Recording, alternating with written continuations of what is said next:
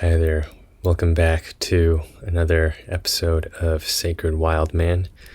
My name is Roy, and today I just felt moved to share a free associative kind of verbal processing of some thoughts and feelings I've been having around the topic of discipline and patience.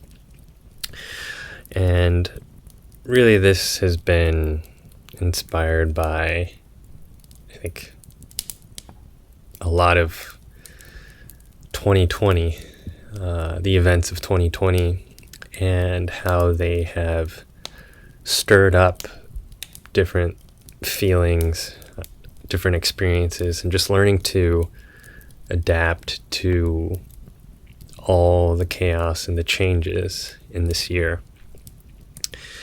Now, if you watched my last video on sexual frustration and transmutation, you'll have gotten some context of how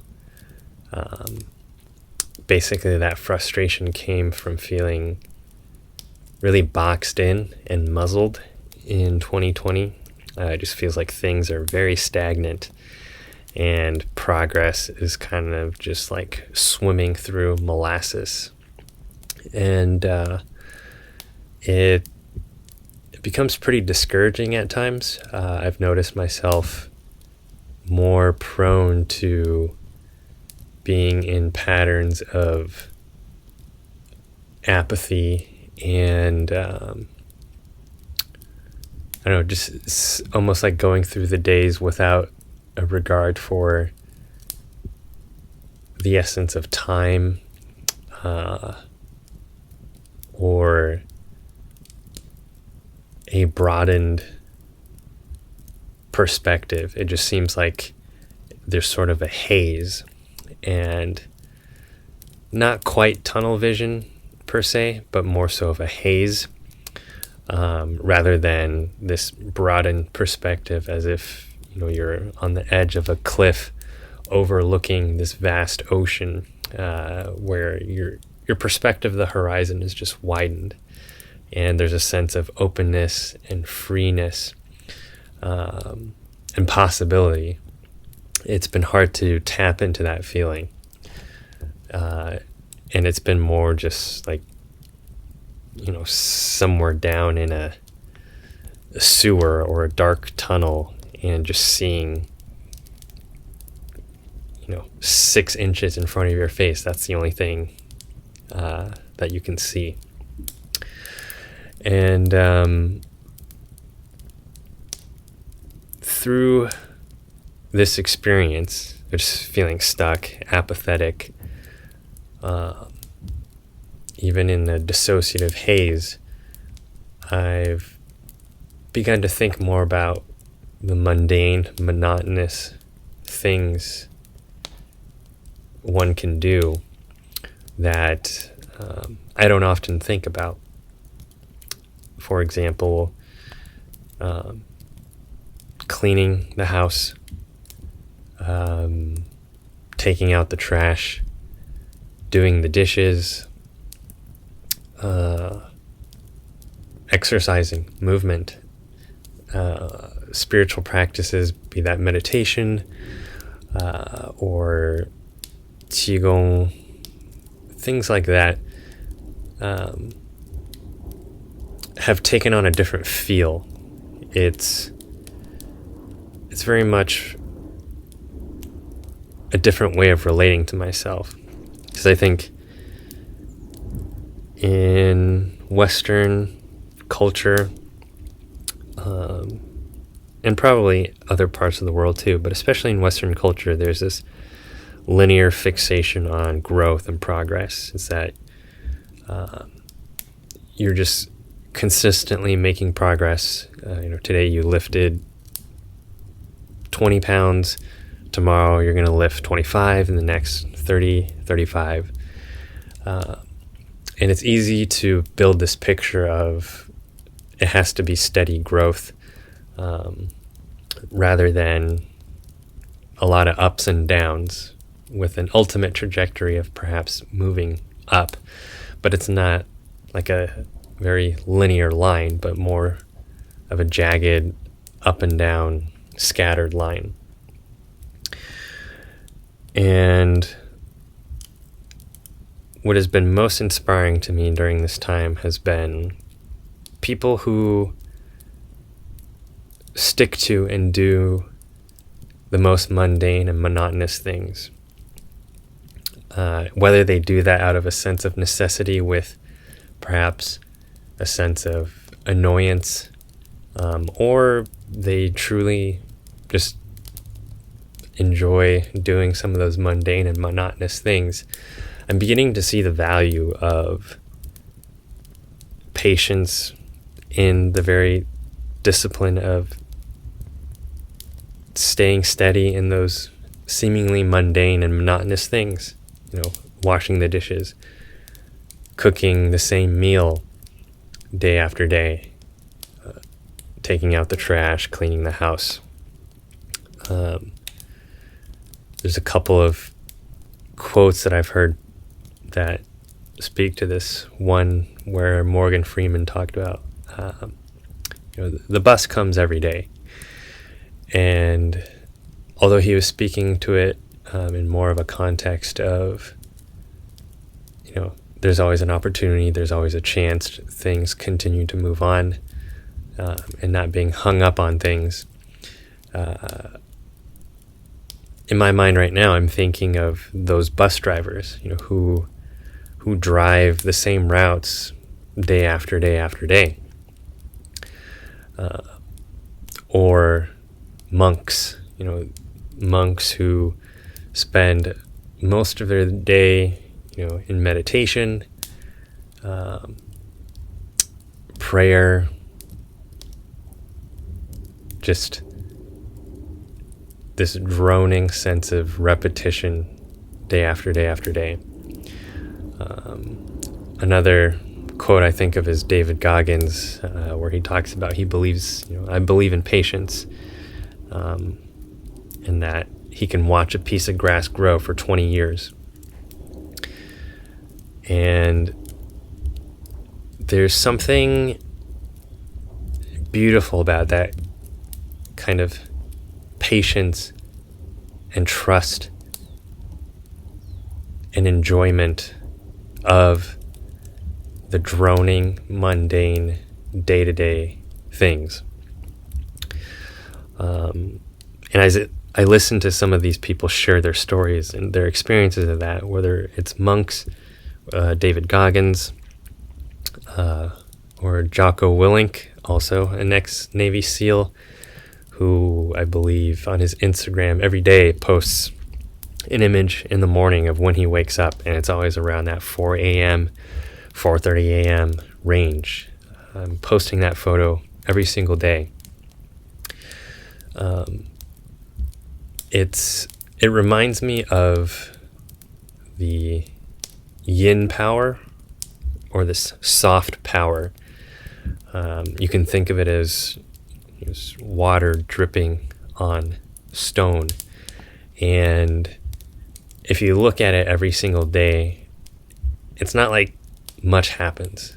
It's just water dripping on the stone. But after years and years and years and years of persistent dripping on the stone, one day it has worn a hole through that stone, and now it just drips through the stone.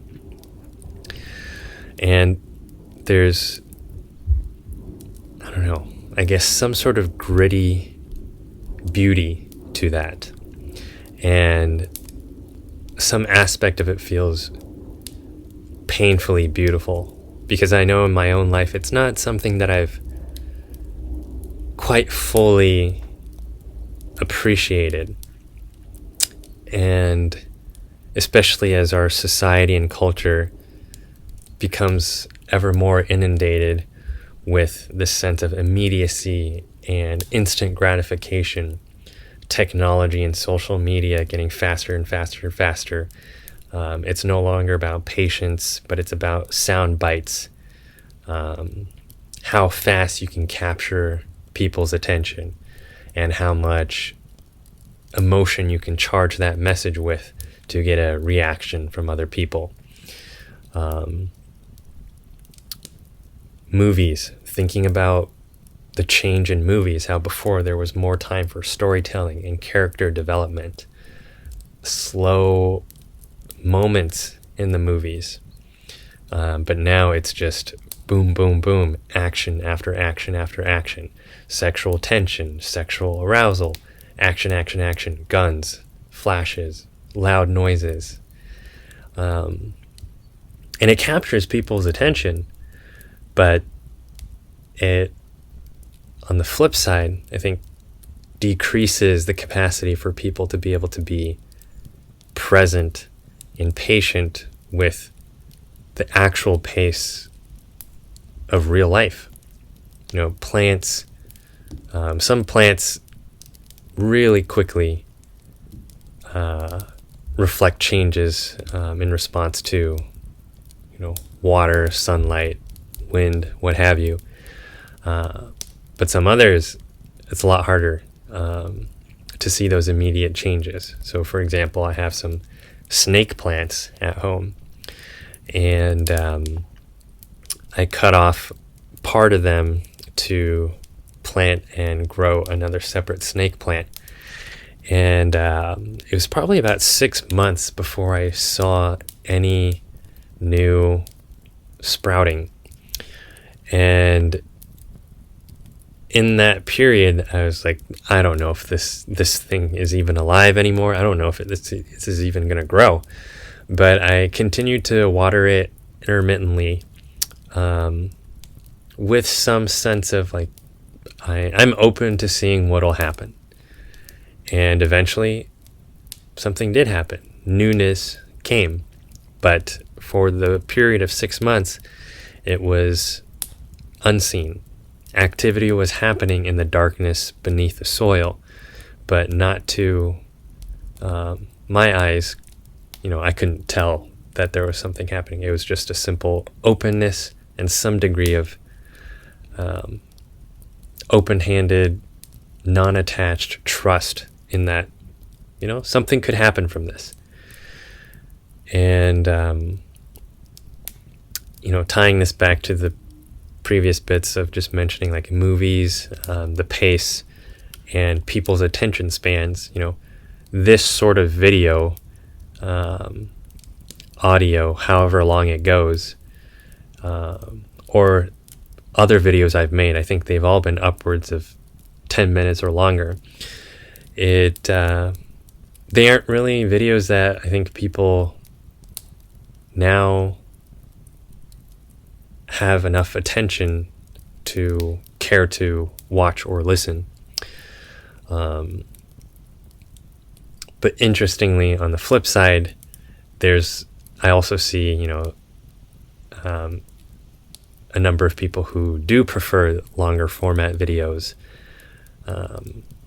even videos without sound. So be it long video game playthroughs with no commentary, or the rise in popularity of these primitive technology videos. So there's a guy on YouTube who was very popular, and other people began to emulate him, of just primitive living.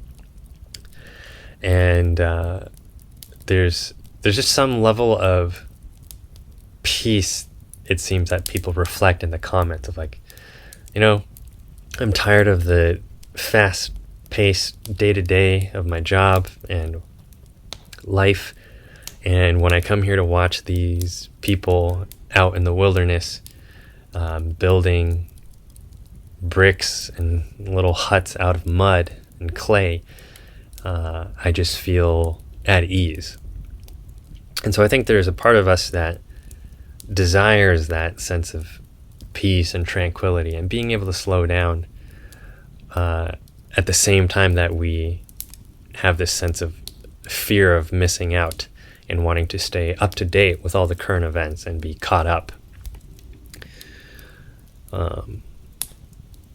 There's less distractions now with the state of the world, and there is kind of this uninvited, but nevertheless has shown up on our doormat, period of time to really examine ourselves if we choose to.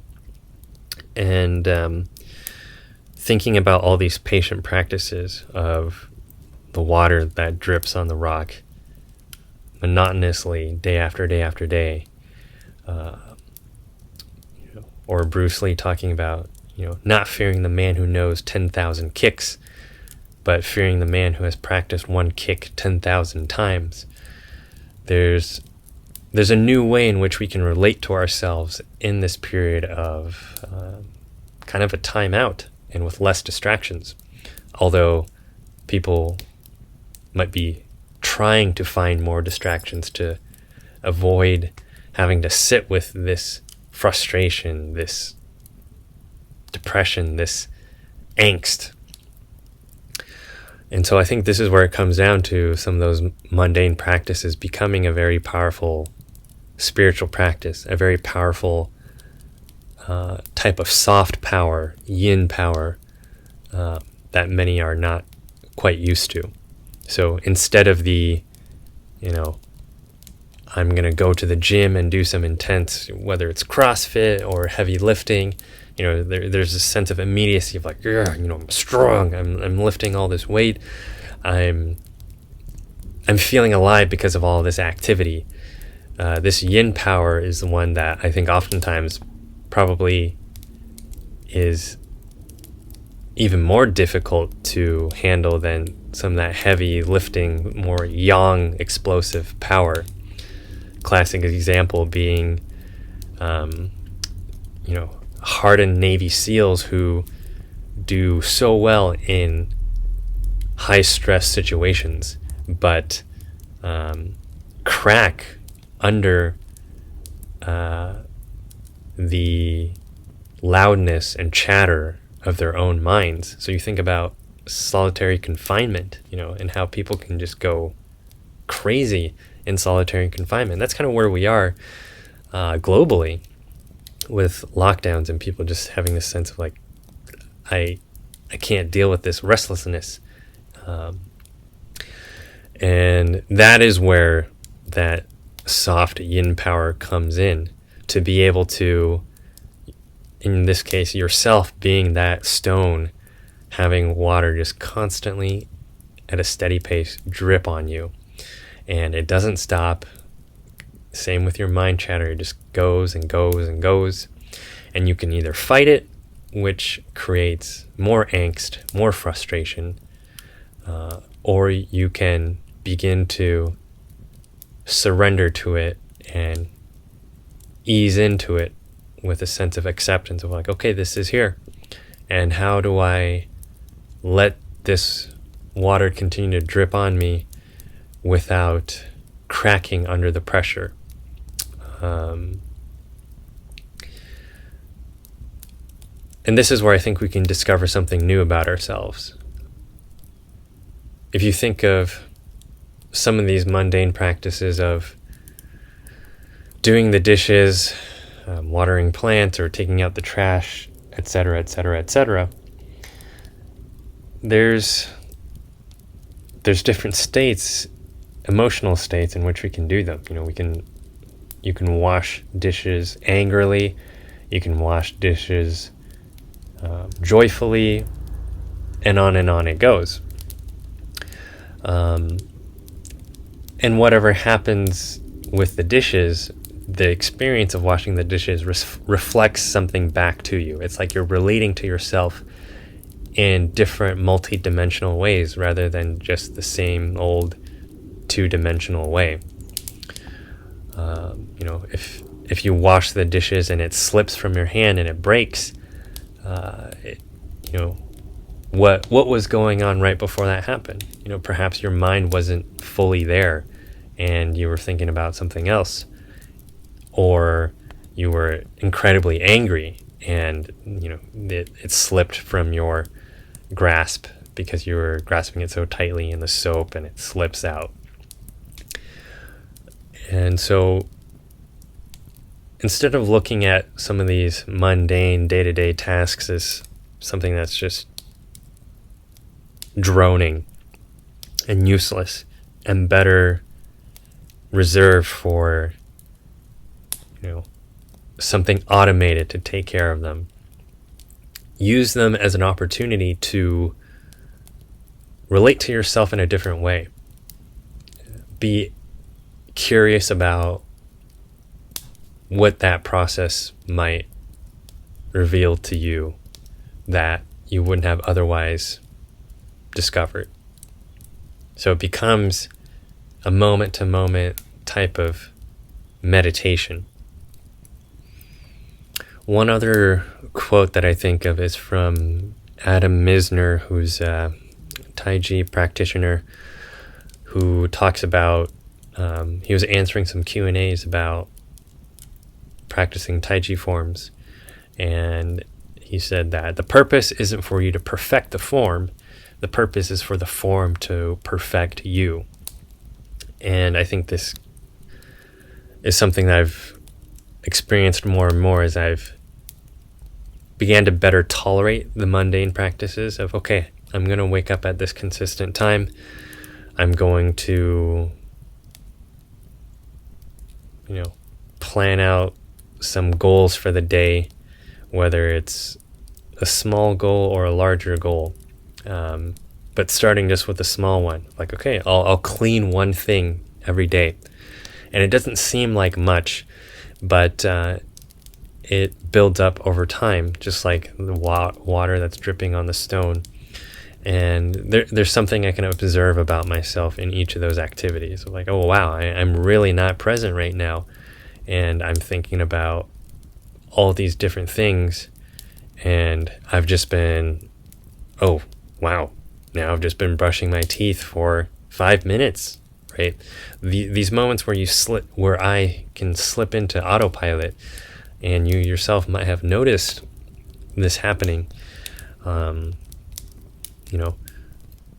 It's an indication of, all right, where am I today? And do I want to continue moving out through my life in a pattern of automation, or is there something about this global timeout period for me to really re-examine some things that I otherwise wouldn't have taken the time to do?